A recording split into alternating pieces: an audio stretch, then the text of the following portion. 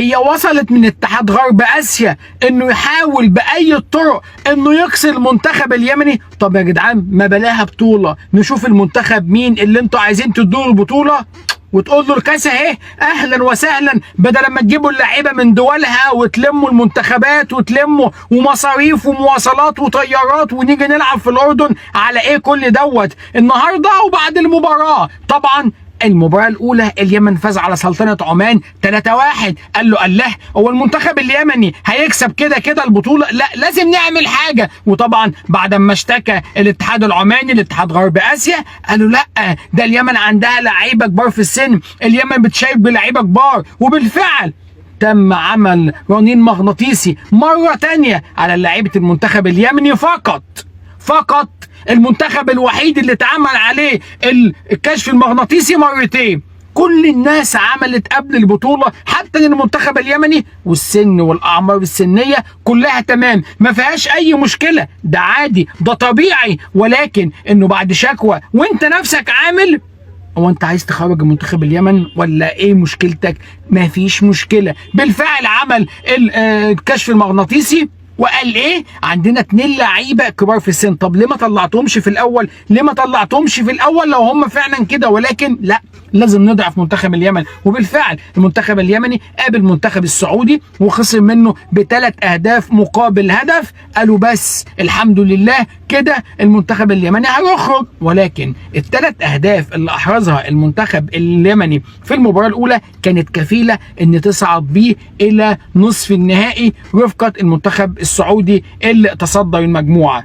يسكت الاتحاد غرب اسيا؟ لا، لازم نعمل ايه؟ لازم نشوف ثغره. طبعا الاتحاد اليمني اشتكى وكالعاده علشان يضمن حقوقه، يضمن اللاعبين اللي انسحبوا، اللاعبين اللي تم اخراجهم من البطوله ظلم. قالوا لا، اللعيبه دي سنها طبيعي، اللعيبه دي اتعمل عليها الرنين المغناطيسي في بدايه البطوله، وبالفعل اثبت انهم السن القانوني للبطوله، ولعبوا من المباراه الاولى ما كانش في اي مشاكل. كسبت اليمن، الدنيا انقلبت في الاردن، الدنيا انقلبت عند عمان. لا، لازم نعمل كشف طبي. دلوقتي الاتحاد اليمني بيطالب الاتحاد غرب اسيا، انا عايز اشارك باللاعبين بتوعي، حقي.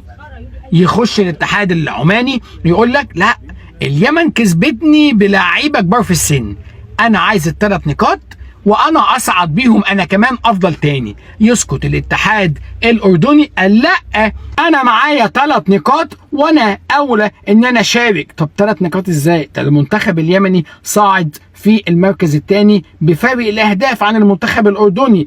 كل اتحاد بيشارك. المشكلة ان طلع بعض صحفيين يمنيين يعني متخصصين في الشأن اللوائح بيقول لك اليمن مش هيصعد باهدافه، اليمن مش هيصعد بافضل تاني، اليمن هيصعد بمزاج اللجنة المنظمة. يعني ايه اللجنة المنظمة؟ اللجنة المنظمة هتجيب وتختار منتخب الأردن أو سلطنة عمان أو اليمن وتقول المنتخب ده هو المنتخب اللي يستحق، قد يتم استبعاد منتخب اليمن من البطولة. ده على اساس ان احنا بنلعب بطوله وديه، على اساس ان احنا بنختار منتخبات افضل جماهيريه او انها افضل شعبيه علشان كده هنشارك بيها. دي مفروض بطوله رسميه، بطوله تبع اتحاد غرب اسيا، بطوله معتمده، يعني مش بطوله وديه علشان ان انا اختار بمزاجي استبعد مين وادخل مين. زي ما قلت لكم في البدايه، لو هي هتيجي بالعنجهه، لو هي هتيجي بالمزاج، كان كل واحد يقعد في بيته واتحاد غرب اسيا يجيب المنتخب اللي هو شايف يعمل له مباراه تكريميه ويقول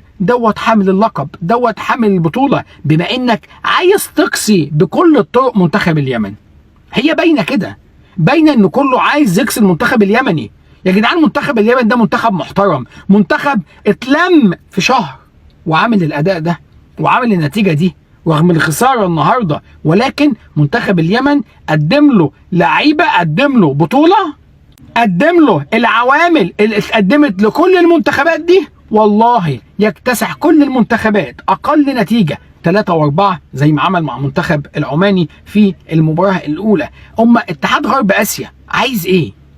باي حق منتخب يمني معاه 3 نقاط، معاه فرق اهداف عن المنتخب الاردني، هو رقميا وعمليا ورسميا في المركز الثاني. ولكن اتحاد غرب اسيا عايز يجامل بقى زي ما جامل المنتخب السعودي في الاول وقبل مباراته ازال من افضل لاعبين المنتخب اليمني، دلوقتي بيشوف بقى حجه علشان يصعد بيها اما المنتخب الاردني او المنتخب العماني. شايفين ان دول احق ازاي، والمنتخب العماني معاه 3 نقاط، والمنتخب الاردني معاه 3 نقاط زيهم معاه المنتخب اليمني 3 نقاط، ولكن فارق الاهداف لصالح المنتخب اليمني. كل دوت الاتحاد غرب اسيا بيحاول يضرب بيه عرض الحائط، بيحاول يقول شكرا، بيحاول يستبعد بيه المنتخب اليمني، عايز يخرجه بره البطوله. كل ده علشان خاطر ان منتخب اليمن ملوش ظهر. انا بقولها لكم، منتخب اليمن لو معاه اتحاد كوره قوي، اتحاد كوره شديد، كان اتعمل له 100 اعتبار. ولكن تخيلوا اللعيبه ديت بتيجي وتلعب باسم منتخب اليمن ومش محميه. اللعيبه دي بتيجي ومش معمول لها فتره اعداد، اللعيبه دي بتيجي ومش معمول لها مباراه وديه، اللعيبه دي بتيجي وما تعرفش تلعب مع قبل كده مع بعض، ولكن دي اول مباراه بتلعب معاها في البطوله وبتكسب عمان 3-1. علشان كده كل الناس متضايقه من منتخب اليمن، كل الناس شايفه خساره ان المنتخب عمان يخرج، المنتخب الاردني يخرج، والمنتخب اليمني يصعد الى نصف نهائي غرب اسيا. مش بس كده، ده مرشح رقم 1 في احراز البطوله كالعاده يا ساده، زي ما فعلها النسخه الماضيه وفاز ببطوله غرب اسيا، وهو حامل هذه النسختين السابقتين. منتخب اليمن يقدر يستطيع ان شاء الله شكوى المنتخب اليمني لاتحاد غرب اسيا تنجح، ويتم اعاده اللاعبين اللي تم استبعادهم بالظلم. دلوقتي مش بعيده، خلاص منتخب السعوديه صعد، تعالى بقى نرجع منتخب ولاعيبه منتخب اليمن لفرقته علشان يصعدوا. حرام بقى، احنا شلناهم مباراه وخسروا، هنعمل ايه تاني؟ لا، يطلع لنا المنتخب الاردني ويطلع لنا المنتخب العماني يقول لك انا عايز حقي، انا لعبوا معايا وفازوا عليا 3-1 وانا باللعيبه ديت، انا اشمعنى انا كمان؟ طب دلوقتي تعالى اعمل بقى رنين مغناطيسي على المنتخبات كلها، تعالى نطلع، ولا اشمعنى اليمن؟ تعالى عيد على اللاعبين اللي انت شفت ان هم دول كبار السن، تعالى طلعهم وتعالى عيد تاني. ولكن اتحاد غرب اسيا ونواياه السيئه اتجاه منتخب اليمن ظهرت للعلن وريحتها بانت. كل دوت لما تفتكروا ايام كاس العالم لما اليمن قابلت ايران، وفي الاخر ايه اللي حصل؟ يا شباب دول كبار في السن، تعالوا شوفوا اعمارهم السنيه. لا احنا عملنا رنين مغناطيسي، ده دول لاعبين واكلين بس بروتين عالي علشان كده اجسامهم عاليه. طب تعالوا شوفوهم، تعالوا طلعوهم. لا لا لا لا، اللعيبه دي تمام، لعيبه المنتخب الايراني تمام. نفس اللي حصل مع اليمن ما حصلش مع ايران.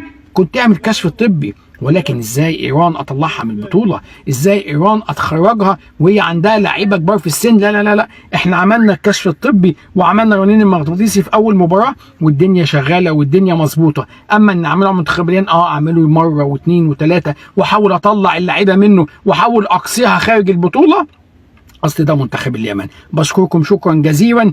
ان شاء الله ان شاء الله هيستمر المنتخب اليمني في البطوله غصب عن عين غرب اسيا. احترام الكامل للاردن مع احترام الكامل لعمان، كلهم شعبين اشقاء محترمين زي المنتخب اليمني، ولكن الافضل يصعد، الاقدر يصعد. مش تقول لي اللجنه المنظمه هي اللي هتختار مين، لا، على اساس ايه؟ هي دوره وديه، ده بطوله رسميه. بشكركم شكرا جزيلا. اوعوا تنسوا اللايك. الناس المحترمه اللي اول مره تشرفني فضلا اشترك في القناه، شير الفيديو ده على اوسع نطاق.